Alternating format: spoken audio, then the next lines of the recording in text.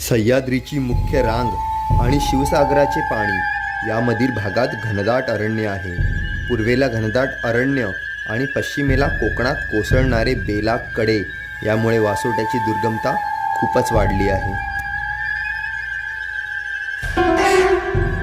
वासोट्याच्या जंगलात एकट्याने फिरू नये असं म्हणतात, कारण इथे प्राण्यांचा वावर सुद्धा तेवढाच असतो.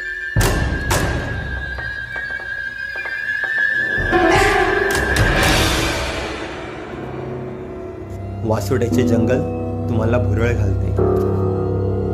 प्रत्येक वाट खडतर आणि अवघड, त्यामुळे प्रत्येकाचा इथे कस लागतो.